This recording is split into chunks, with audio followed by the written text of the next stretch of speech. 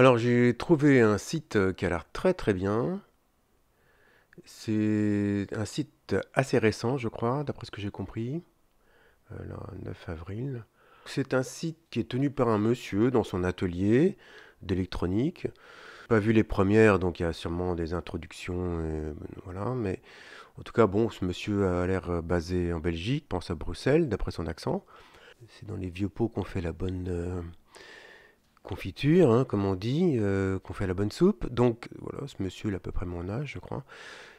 L'âge de la raison qui fait que voilà, il sait ce que c'est que d'être pédagogue et il sait ce qui est le plus important et ce qui est tout à fait inutile.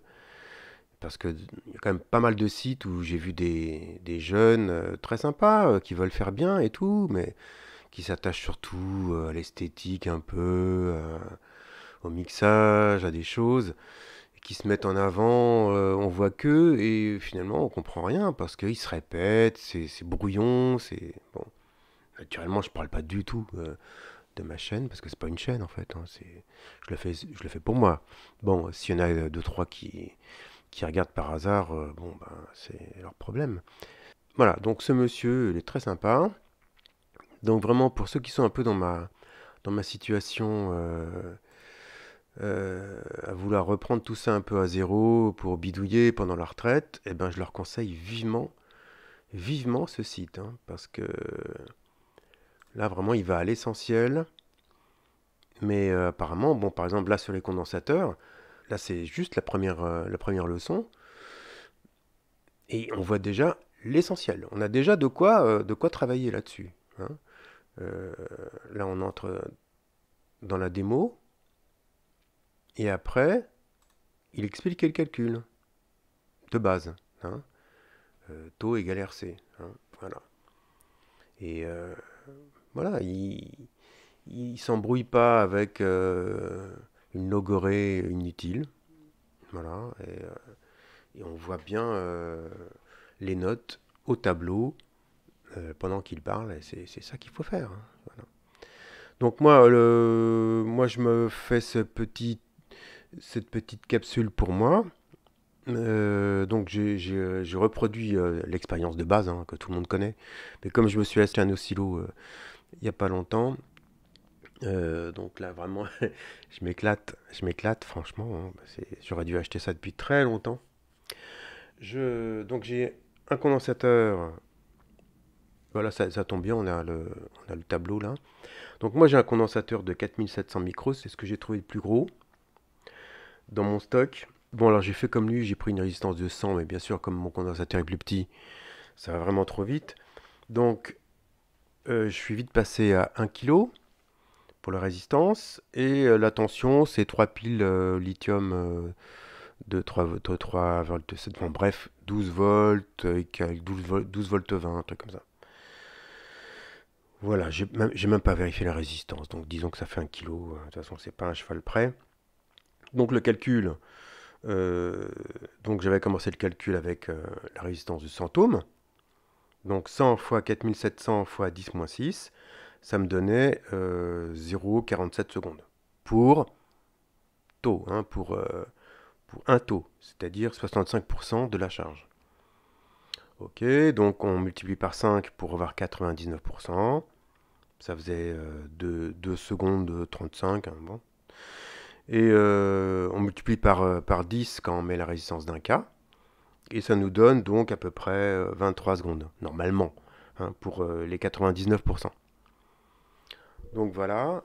Alors, le réglage de l'oscillo, c'est très important, bien sûr, hein, que si on débute, parce que sinon on voit rien.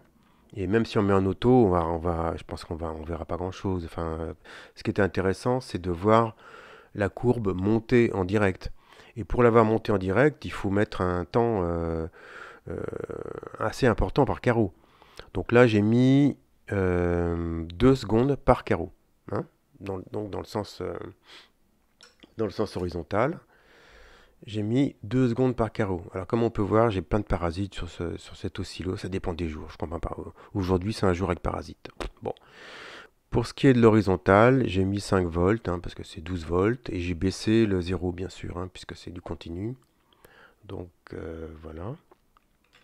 Alors, je vais redécharger quand même, parce que comme il est branché là, en fait, il s'est un peu chargé quand même. Donc, je le décharge au travers de la résistance, hein. Je me complique pas la vie. Voilà, on va dire que ça va. Bon, je fais attention, je replante. Voilà, pour pas faire de grosses bêtises. Et donc, on y va. Donc, on branche le négatif sur le condensateur qui se charge au travers d'une résistance d'1 kg.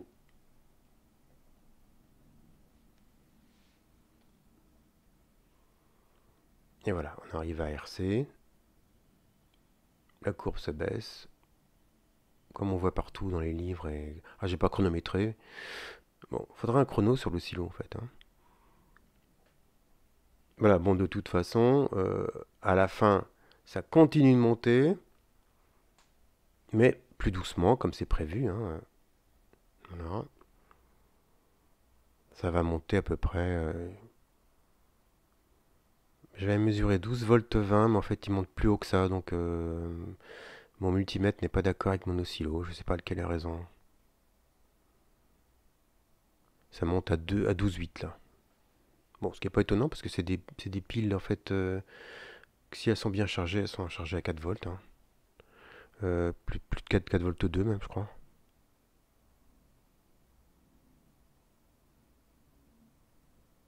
12, 7. Voilà, bon, c'est pas la peine d'aller plus loin. Ça monte, tout à l'heure c'était monté à 12,8. Là, apparemment, il ne veut plus monter. Bon, bah voilà. Donc, je vous conseille vraiment vivement ce site. Et moi, je vais passer la fin de mes vacances, fin de l'été et début de ma retraite à bien compulser ces petites leçons-là qui sont exactement ce que je cherchais. Donc, ouais, voilà, il ne monte pas à plus de 12,7. Bon, cette fois-ci. Ok, bah les batteries doivent commencer à se décharger. C'est des accus que j'ai pas rechargés depuis longtemps. Voilà. Eh bien, merci beaucoup et à bientôt.